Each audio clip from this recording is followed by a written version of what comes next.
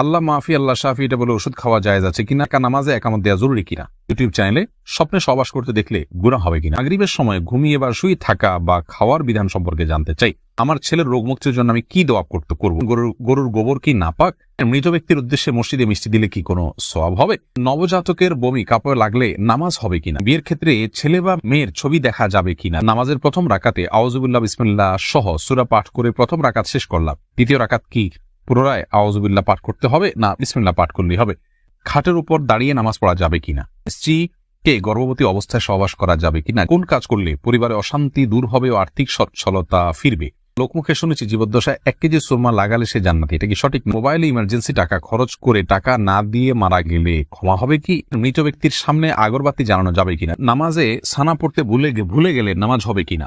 আর বিলম্ব না করে চলুন আপনাদের যে প্রশ্নগুলো ইতিমধ্যে আমাদের কাছে চলে এসছে সেগুলোর উত্তর দিয়ে আমরা শুরু করি। নাহিদ নোমান জানতে চেয়েছেন কোন কাজ করলে পরিবারে অশান্তি দূর হবে ও আর্থিক সচ্ছলতা ফিরবে।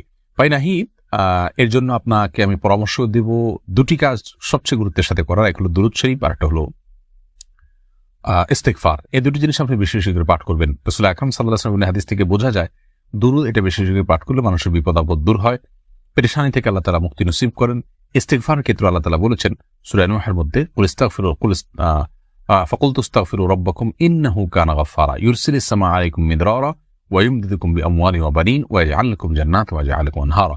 আয়াতগুলোর আলোকে অনেক মুফাসসিরিন ইকরাম, অনেক উলামা ইকরাম বলেছেন যে ইস্তেগফার বেশি বেশি করলে আল্লাহ তাআলা রিজিক বৃদ্ধি করেন এবং মানুষের রিজিক অনটন দূর করেন। অতএব এই দুটি আপনি নিয়মিত করবেন, সেই সাথে আপনি খুব সিরিয়াসনেসের সাথে হালাল উপার্জনের জন্য চেষ্টা করে যাবেন, আল্লাহ তাআলা আপনার সমস্যাকে দূর করে দিন। সুজন মুখতার আপনি জানতে চেয়েছেন ইউটিউব চ্যানেলে স্বপ্নে সহবাস করতে দেখলে গুনাহ হবে কিনা। না, এর কারণে কোনো গুনাহ হবে না, কারণ এটি বান্দার ইচ্ছার দিন কোনো বিষয় নয়, বান্দার ইচ্ছাধীন বিষয় নয়, এমন বিষয়ের জন্য আল্লাহ তাআলা বান্দাকে পাকড়াও করবেন না। মহিমা মাহি আপনি জানতে চেয়েছেন নবজাতকের বমি কাপড়ে লাগলে নামাজ হবে কিনা। দেখুন, বমি নাপাক, সেটা নবজাতক হোক অথবা প্রাপ্তবয়স্ক কেউ হোক, সবার বমি নাপাক, যার কারণে এটি লাগলে নাপাক হয়ে যাবে। এরপরে ইস্তাব্রো বাণী এই আইডি থেকে আপনি জানতে চেয়েছেন খাটের উপর দাঁড়িয়ে নামাজ পড়া যাবে কিনা।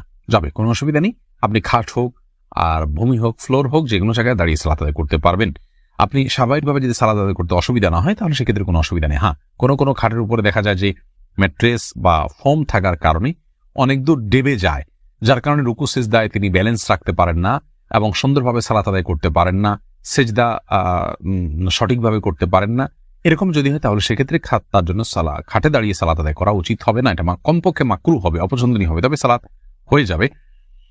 যেহেতু সালাত স্বাভাবিকভাবে করতে তার অসুবিধা হয়, শরীরে ব্যালেন্স ঠিক রাখতে পারে না, রুকু সিজদা যথাযথভাবে করতে অসুবিধা হয় এবং মনোযোগেও ব্যাঘাত সৃষ্টি হয়, যার কারণে এরকম জায়গায় সালাত করা উচিত। আর যদি এতটা নরম না হয় তাহলে সেক্ষেত্রে সাধারণ খাটে বা চকিতে সালাত আদায় করতে কোনো অসুবিধা নেই। এমডি রায়হান সিদ্দিকী আপনি জানতে চেয়েছেন মাগরিবের সময় ঘুমিয়ে বা শুয়ে থাকা বা খাওয়ার বিধান সম্পর্কে জানতে চাই। দেখুন ভাই রায়হান, মাগরিবের পরে এশার আগে শোয়ার ব্যাপারে হাদিসে নিষেধাজ্ঞা রয়েছে। নবী সাল্লাল্লাহু আলাইহি ওয়াসাল্লাম অপছন্দ করতেন এই সময় শোয়াটাকে, যার কারণে মাগরিবের পরে শোয়া উচিত নয়। তবে যদি কেউ অসুস্থ থাকেন, শরীরে ক্লান্তি থাকে, তিনি শুয়ে আছেন ক্লান্তির কারণে, সেটি ভিন্ন বিষয়, কিন্তু সাধারণ অবস্থাতে এই সময় ঘুমানো নিষেধ, কারণ এই সময় ঘুমাইলে আপনার এশার সালাত তরক হয়ে যেতে পারে। তাছাড়া সকাল এবং সন্ধ্যার সময়গুলো আল্লাহকে স্মরণ করার সময়, জিকিরের সময় জন্য এই সময় ঘুমিয়ে কাটাবেন না। শুধু সামান্য একটু শুয়ে থাকা এটা ভিন্ন বিষয়, এটা ইনশাআল্লাহ নিষেধাজ্ঞার আওতায় পড়বে না। ফাতেমা বেগম জানাচ্ছেন গরুর গোবর কি নাপাক। বোন, গরুর গোবরের পাক নাপাক অনেক দুটি মত রয়েছে সৌদি আরবের স্কলারদের। অনেকে মনে করেন যে সমস্ত পশুর খাদ্য গোশত খাওয়া হালাল, সেগুলোর পেশাব পায়খানা নাপাক নয়। তবে এর চাইতে অধিক শক্তিশালী হলো এক্ষেত্রে ইমাম আবু হানিফা রাহমাতুল্লাহ মত যে এগুলো নাপাক। অতএব সেই হিসাবে গরুর গোবরকে আমরা নাপাক বলবো। শাহাদাত হোসেন সবুজ আপনি জানতে চেয়েছেন স্ত্রীকে গর্ভবতী অবস্থায় সহবাস করা যাবে কিনা। স্ত্রী গর্ভবতী থাকলে সে অবস্থায় সহবাস করাতে কোনো নিষেধাজ্ঞা নেই। এমনি মামুন হোসেন জানতে চেয়েছেন মৃত ব্যক্তির উদ্দেশ্যে মসজিদে মিষ্টি দিলে কি কোনো সওয়াব হবে। দেখুন, মৃত ব্যক্তির পক্ষ থেকে আপনি গরিব দুঃখীকে খাবার দিতে পারেন, কোনো অসুবিধা নেই। দিনক্ষণ ঠিক না করে এমনিতে গরিব দুঃখীকে খাবার দিলেন। মসজিদে বিশেষভাবে খাবার দিতে এমন কোনো কথা নেই। গরিব দুঃখীকে খাবারটা আপনি বাইরেও দিতে পারেন, তাদের বাসা পৌঁছে দিতে পারেন। মসজিদ থেকে মসজিদের সাধারণ মুসল্লিরা আছে তাদেরকে আপনি দান করতে পারেন মৃত ব্যক্তিকে সওয়াবের উদ্দেশ্যে, সেটি হতে পারে।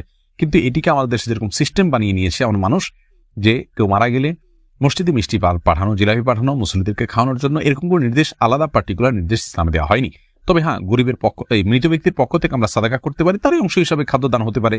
সেটি গরিব অসহায় মানুষকে প্রাধান্য দিয়ে দেওয়া উচিত, মসজিদে না দিয়ে আপনি সেটি যদি বস্তিতে দেন গরিব মানুষের বাসা বাড়িতে দেন, সেটি আরো বেশি সবের কারণ হবে ইনশাআল্লাহ। আয়েশা আহমেদ, আপনি ইউটিউব চ্যানেলে প্রশ্ন করেছেন বিয়ের ক্ষেত্রে ছেলে বা মেয়ের ছবি দেখা যাবে কিনা। দেখুন, ছেলে বা মেয়ের ছবি দেখা যাবে বিয়ের ক্ষেত্রে শর্ত সাপেক্ষে। আর সে শর্ত হলো, ছেলে মেয়ের ছবি দেখবে, তার কোনো বাবা অভিভাবক অন্য কাউকে দেখাবে না, এবং দেখার পরে এটি মুছে ফেলবে নিজের কাছ থেকে। এবং মেয়েও ছেলের ছবি দেখবেন, এবং সেটি ফিতনায় পতিত হয়, ছবি দেখে বাজে চিন্তা হয় বিবাহ ছাড়া আগ পর্যন্ত, সেই সুযোগ যেন না থাকে সেজন্য এটি রিমুভ করে ফেলবেন। এই শর্ত সাপেক্ষে এটি দেখা জায়েজ রয়েছে সম্পূর্ণ বিয়ের নিয়ত যখন পাকাপাকি হয়ে যাবে তখন। আর আজকাল যেমন হয়, আল্লাহ মাফ করুক, তথাকথিত অবৈধ প্রেমের ক্ষেত্রে অনেকে বলে যে আমার বিয়ের নিয়ত আছে সেজন্য আমি দেখছি, আপনি দেখেই যাবেন, এ অধিকার আপনাকে দেওয়া হয়নি। আপনি এক নজর দেখতে পারেন শুধুমাত্র জানার জন্য, বাস এটুকু। এরপরে আপনি সেটার কন্টিনিউ করতে পারবেন না। সাইফুল ইসলাম জানতে চেয়েছেন, নামাজের প্রথম রাকাতে আউযুবিল্লাহ বিসমিল্লাহ সহ সূরা পাঠ করে প্রথম রাকাত শেষ করলাম, দ্বিতীয় রাকাত কি পুনরায় আউযুবিল্লাহ পাঠ করতে হবে না বিসমিল্লাহ পাঠ করলেই হবে? দেখুন, সূরা ফাতিহা যেহেতু আপনি নতুন করে শুরু করছেন, এজন্য আপনি আউযুবিল্লাহ পাঠ করবেন এবং এরপরে বিসমিল্লাহ পাঠ করবেন। কারণ ফাইদা ক্রাআতাল কুরআন ফাস্তাইয বিল্লাহি মিনাশ শাইতানির রাজিম, আল্লাহ তাআলা বলেছেন কোরআন যখন পাঠ করবে তখন তুমি আল্লাহ তাআলার কাছে আশ্রয় চাইবে শয়তান থেকে। এজন্য প্রথম রাকাতে আপনি সূরা ফাতিহা পাঠ করেছেন, এরপরে আপনি রুকু করেছেন, সিজদা করেছেন, তাসবিহ পাঠ করেছেন, অনেকগুলো কাজ করেছেন, আবার নতুন করে আপনি তেলাওয়াত শুরু করছেন, যার কারণে আপনি এখানে আউযুবিল্লাহ সূরা দুইটা পাঠ করবেন। এমডি সোহাগ খান জানতেছেন, একা নামাজে একামত দেওয়া জরুরি কিনা। জি ভাই, একা নামাজ পড়লেও আপনি যখন একাকী ফরজ নামাজ আদায় করবেন, একামত দিয়ে নামাজ পড়বেন, এই উদ্দেশ্যে কেউ চাইলে আপনার সঙ্গে এসে যোগ দিতে পারে জামাতে। আমরা কিন্তু এটা অনেকেই জানি না। কেউ যদি নামাজ শুরু করে দেন একা একা, তিনি যদি জোরে জোরে তাকবীর বলেন ইমামতের নিয়তে, পরবর্তীতে কেউ এসে তাকে টাচ করে তার পাশে দাঁড়িয়ে জামাতে শামিল হয়ে যেতে পারে, যে কোনো পর্যায়ে, যে কোনো মাঝামাঝি পর্যায়ে এসেও শামিল হয়ে যেতে পারে। তাহলে সেক্ষেত্রে তারা উভয় জামাতে সালাত আদায় করার সওয়াব পেয়ে গেলেন। আফনান লিজ, আপনি জানতে চেয়েছেন আমার ছেলের রোগ মুক্তির জন্য আমি কি দোয়া করব।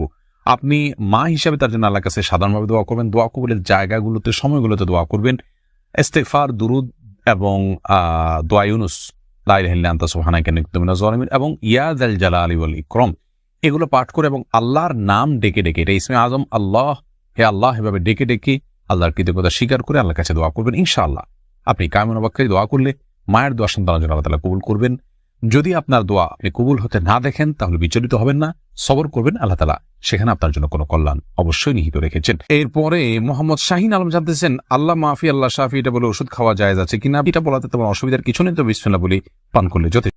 মোশাররফ হোসেন জানতে চেয়েছেন, নামাজে সানা পড়তে ভুলে গেলে নামাজ হবে কিনা। হ্যাঁ ভাই, নামাজ হয়ে যাবে, কারণ সানা পড়া এটা নামাজের জন্য ফরজ বা ওয়াজিব নয়। ফরজ বা ওয়াজিব নয় এমন কোনো কিছু ছুটে গেলে নামাজ হয়ে যাবে, কোনো অসুবিধা নেই।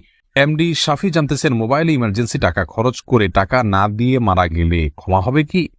না ভাই, এটা গুনাহের কারণ। এজন্যই ইমার্জেন্সি ব্যালেন্স নিলে খুব দ্রুত সেটা পরিশোধ করার চেষ্টা করে ফেলা উচিত। আর সেই সাথে তার আত্মীয়স্বজন যারা আছেন তারা পরবর্তীতে তার দেনা পাওনা পরিশোধের ক্ষেত্রে তাদের খেয়াল করা উচিত। এটা হতেই পারে মানুষের দ্বারা, যদি এরকম হয় তাহলে সেক্ষেত্রে তাদেরকে ওসিয়ত করে যাওয়া উচিত যে আমার দেনা পাওনাগুলো হয়তো কোনো সাবধান থাকবে, তাদের পক্ষ থেকে আদায় করলে ইনশাআল্লাহ তিনি দায়মুক্ত হয়ে যাবেন। এরপরে বোন সাদিয়া ইসলাম জানতেছেন, লোকমুখে শুনেছি জীবদ্দশায় 1 কেজি সুরমা লাগালে সে জান্নাতি, এটা কি সঠিক না বোন? এরকম কোনো কথা নেই যে 1 কেজি পরিমাণ সুরমা লাগালে সে জান্নাতি হবে। তবে হ্যাঁ, মৌলিকভাবে সুরমা লাগানো রাসূল আকরাম সাল্লাল্লাহু আলাইহি ওয়াসাল্লামের সুন্নাহ এবং সে বিষয়ে নবী সাল্লাল্লাহু আলাইহি ওয়াসাল্লামের সুস্পষ্ট নির্দেশনা রয়েছে। আমরা সুরমা লাগাবো আমাদের সাধ্য অনুযায়ী, তবে 1 কেজি পরিমাণ লাগাতে হবে এমন কোনো কথা নেই, এটি মন গড়া কথা। নুসরাত জাহান ইমু, আপনি জানতে চেয়েছেন মৃত ব্যক্তির সামনে আগরবাতি জ্বালানো যাবে কিনা। দেখুন, আগরবাতি মূলত জ্বালানোর নির্দেশ হলো সুঘ্রাণের জন্য। অতএব মৃত ব্যক্তিকে রেখেছেন, তার দেহ থেকে কোনো দুর্গন্ধ আসতে পারে, সেই জায়গা থেকে আপনি সুঘ্রাণ যুক্ত কোনো কিছু ব্যবহার করতেই পারেন, আগরবাতি জ্বালাতেই পারেন। এছাড়া মসজিদে আগরবাতি জ্বালানোর কথা মুরাদুল্লাহ তাআলা বলেছেন। ইমানদারের বাসা বাড়িতে আগরবাতি অথবা ধূপের আপনার ধোঁয়া এটা প্রজ্বলন করা হবে সুঘ্রাণের জন্য, এটি ভালো, এটি খারাপ কোনো কাজ নয়। তবে মৃত ব্যক্তির জন্য করতেই হবে এমন কোনো বিষয় নয়।